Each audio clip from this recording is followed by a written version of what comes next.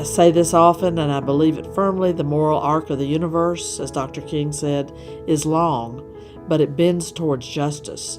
And we, social justice activists, progressive legislators, are part of bending that arc. And the good news is that new generations of women and men are rising that endorse and support women's reproductive freedom.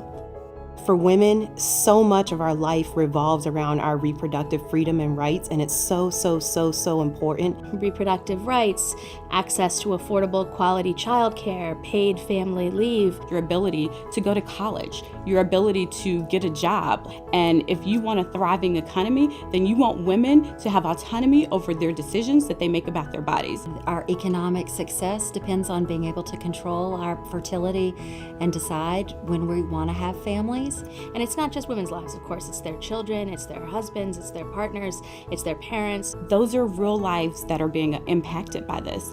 And it was important for me, when there was an open seat in my district, to step up and be that voice for people who don't always have a voice in our state capitol.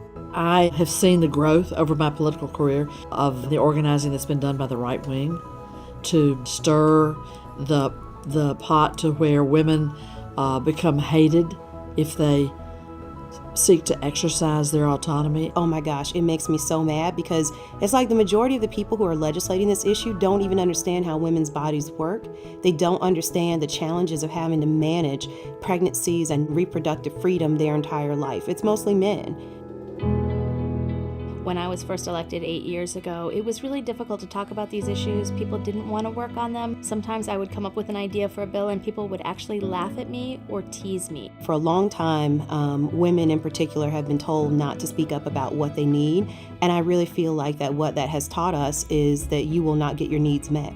You got, 15 men legislators telling women to sit down and shut up and get out of my space. And there are consequences. When I'm talking to my colleagues, who most of them don't agree with me, but I'm able to connect the dots for them and tell them the real life stories that are impacted by the decisions that they make every day.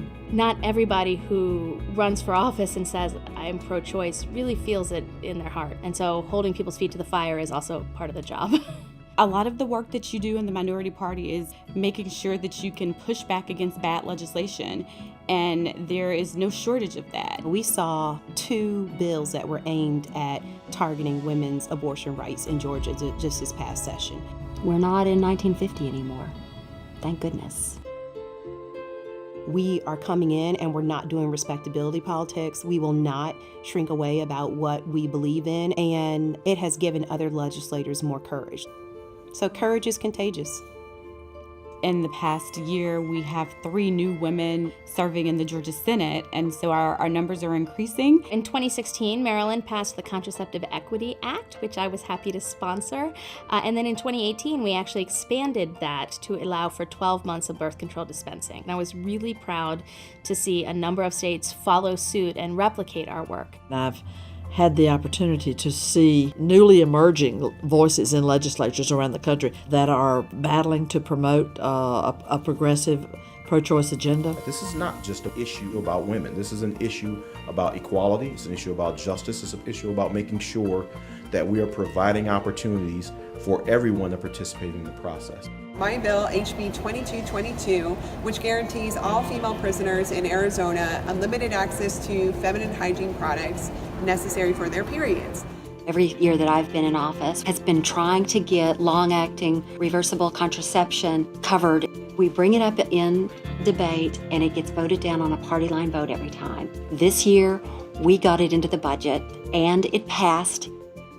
We passed legislation that would address postpartum depression. We passed legislation that legalized midwives in the state of Maryland. The most wonderful thing I have seen is not individual policies, but rather a change in the culture in the legislature. We have decades upon decades upon decades of women organizing, and I cannot underscore enough the importance of building progressive voices in state legislatures across the country and working in a strategic way together to move the needle on public opinion and public policy, and the fight goes on.